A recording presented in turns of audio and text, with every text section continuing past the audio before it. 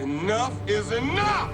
I have had it with these monkey-fighting snakes on this Monday to Friday plane! Okay, so some of you might remember a while back, I made a video looking at how rating systems are really weird and basically don't make any sense at all. And I'm pretty sure I did mention in that video that the only thing that I think is more strict than the MPAA is censorship on television. Since, you know, going to the movies or buying something is at least a whole, what, like 2 steps? With TV, you only need a single button press to have access to the horrors of the world. Unlike the MPAA and their rating system though, there's not really any clear-cut rules as to what you can or cannot show on TV, outside of like the obvious. I think the only one thing that I can think of is that like after 10 p.m. they kind of like ease up a little bit, but after that it's more down to like an individual network or channel thing than it is like an overarching set of guidelines that everybody has to follow. Just in general, TV tends to be a lot heavier on the censorship and guidelines than most other forms of media that I can think of. I think the only thing further than that would have to be like censorship in music, which turns entire rap verses into like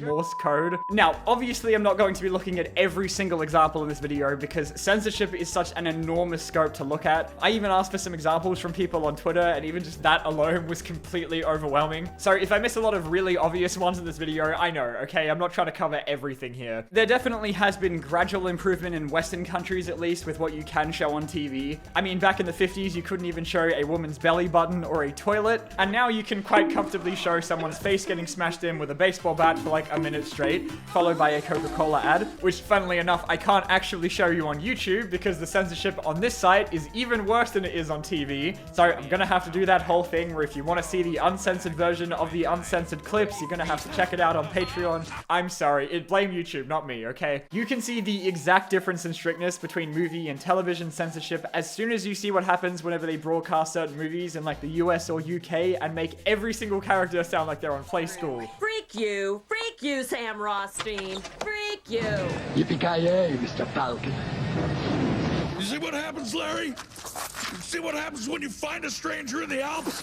It gets much worse than this though, don't worry. You may have heard of this Christmas TV movie that had 2 entirely different versions made just in order to censor queer content in them. The movies Too Cool for Christmas and A Very Cool Christmas are completely identical, except in one, the main character has 1 dad, and in the other, they have 2. They literally shot 2 different versions of every scene whenever the parents show up, I assume to make 2 different variations of it for release in different markets, with the not gay one being bought out by Lifetime. No way. I was listening to a podcast recently with the creators of Smiling Friends, which I found really interesting, where they were basically saying how inconsistent the guidelines were that they had to work with. Like, violence for the most part, they said was completely fine unless they showed brain matter, but they absolutely were not in any capacity allowed to show smoking or vaping. They weren't allowed to imply a blowjob, and they weren't allowed to show pubic hair on one of the characters. No, that, you know what, you want to actually, Zach, you can go into the pubic hair thing. You know, I was joking, but there is a semi-real story, which was we had a character with, you know, his pants kind of sagging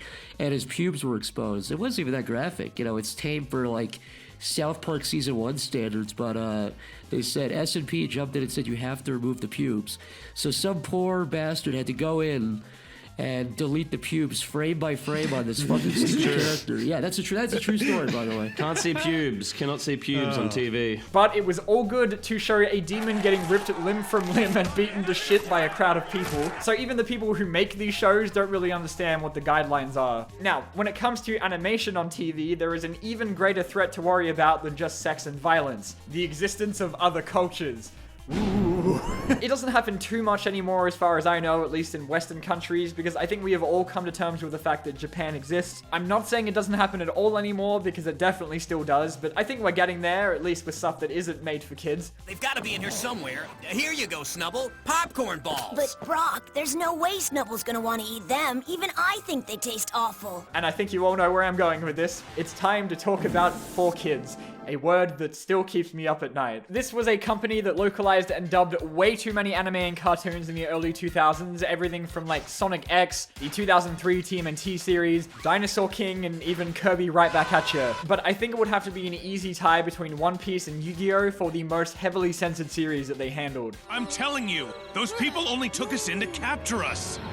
Doing it! Luffy! If I can commend 4Kids for anything, it's that they went to a tremendous amount of unnecessary effort to shittily edit over firearms with like water guns and cigarettes with lollipops, which is somehow actually a step above their initial invisible guns in Yu-Gi-Oh! That just had guys aggressively pointing their fists at people. Obviously, any and all religious symbols were altered, any names that sounded too Japanese were changed, but only sometimes, I guess. And most importantly, there was this one guy in Yu-Gi-Oh! GX who had his butt crack removed. A moment of silence for the guy whose job that was. I didn't even know until doing this video that the Shadow Realm, which is like one of the 3 things I actually know about Yu-Gi-Oh!, was completely created by 4Kids as a substitute for characters dying in the original version. So they just replaced it by saying that characters were being forcefully sent away to an eternal purgatory, which is so much better apparently. I guess it was such a successful workaround that it would later be basically plagiarized in other series like Bakugan with the Doom Dimension, that as far as I know was also a part of the original Japanese version. Any alcohol would obviously be swapped out with a much more family-friendly water or bottle of hot sauce. You do like hot sauce. Oh, yes. Because it makes perfect sense to have somebody down an entire bottle of hot sauce.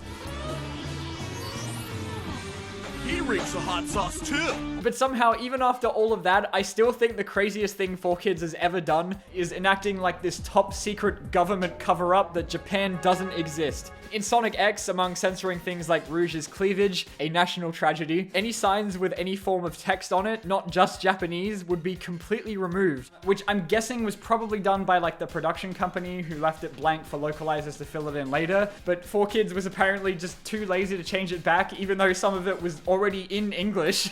In their Pokemon dub, food like rice balls would be changed into the much more American-friendly sandwiches. That's if they even bothered to change it at all. Have a donut. That always cheers me up. Pika pika! These donuts are great. Jelly-filled are my favorite. Nothing beats a jelly-filled donut. That must have been very confusing to an entire generation of children. I honestly believed you. You believed me that was a jelly donut? I thought it was a Digimon. But you lied to me. So you lied to everyone. One episode of the first season is pretty inspired by like Japanese folklore, with them having to use these talismans to ward off a ghastly, which in the English dub they simplify as being anti-ghost stickers. We have stickers. These are anti-ghost stickers. With localization of anime, it's pretty common practice for them to change certain things to be more accessible to a certain audience, but usually you would see that being done with like the dialogue. I'm pretty sure it was fairly unusual for the amount of work 4Kids put in with like actually editing the show itself. In a show like Pokemon with fantasy creatures and an immortal protagonist, I'm pretty sure children are going to be completely fine suspending their disbelief with the food, alright? Now, I know I'm giving 4Kids a lot of shit, but honestly, some of their dubs are really nostalgic for me, especially like Sonic X, which I obviously grew up with. I think now that the Japanese version is just as easily accessible as the dub, it's not really as much of a problem anymore, but I do understand that back in the day, people who wanted like an authentic adaptation were probably feeling a little bit ripped off, especially considering that some of the changes they made actually affected the plot as well sometimes. Like in the Japanese version of Sonic X, there's a scene where one of Shadow's companions sacrifices herself to save him, whereas in the 4Kids version, she just fucking leaves. I could literally make an entire video out of the endless stupid changes that 4Kids made, but they weren't the only ones implementing censorship when localizing anime, just the most well-known. One of the most infamous localization changes was to the English dub of Sailor Moon, where Sailors Neptune and Uranus were changed from a couple to cousins, to try and get around and reshape the context of why they were like so affectionate toward each other, but just ends up making it really weird and uncomfortable. Leave it to me, cuz. Okay. For Dragon Ball Z, among an endless amount of censorship for the violence. So you want some noodles, do you? It's your 5 seconds of fame. Look, I can see their parachutes. They're okay. The text on the shirts of the demons were replaced with Hifil, which is meant to stand for Home for Infinite Losers. Okay, that one's actually not bad. I can't tell you the number of examples of drawn-on swimsuits to cover up animated nudity, or the ever-present rule that guns are absolutely not allowed, but laser guns are fucking awesome. The Disney XD airing of Doraemon followed in 4Kids' footsteps, with Japanese yen being changed to American dollars, chopsticks with forks, and a first aid kit with a pizza box. I'm pretty sure we have first aid kits here too, guys. We all make fun of 4Kids, but it's not like Japanese broadcasts of their own shows aren't censored to hell sometimes. The third part of JoJo blacked out any underage smoking, so Jotaro just has this black haze around his face sometimes. One of the most common ways I see that even makes it onto Crunchyroll sometimes is just to cover up nudity or gore with literal black dots or white boxes like it's someone's first time on Windows Movie Maker. The very violent ending of School Days didn't even make it to broadcast because of a very similar incident that happened in real life at the time. So instead they just replaced it with 30 minutes of some nature footage. That's some very nice music in the background. It's funny because Japan is kind of like the inverse of America, in which like nudity is sometimes okay on certain channels, but violence is a big no-no. But it gets even worse internationally with more heavily censored countries. My Hero Academia in the Philippines blurred out all shots of characters like Momo's cleavage. For the 3 remaining anime they didn't ban, China took to covering suggestive content in anime like Miss Kobayashi's Dragon Maid, where they deflated all of the boobs. The Persian dub of SpongeBob then one-ups this somehow by like covering up Sandy with a purple blob, which is honestly more effort than Thailand goes to with just blurring half the friggin' screen. The same goes for South Korea with examples like My Dress Up Darling, but only for the lower half of the body for some reason, which makes it look so much worse than it actually is. In Germany, they made a character in Naruto's sword invisible, which means you end up with this one scene where he's just floating in mid-air.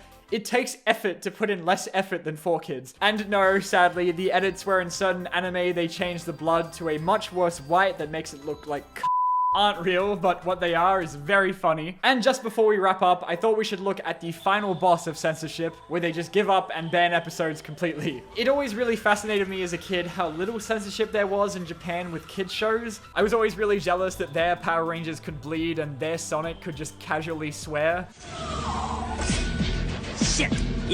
Fuck! Going back to 4Kids one last time, there was an episode of Pokemon that featured like 30 seconds of firearms that was enough to defeat their invisible gun technology.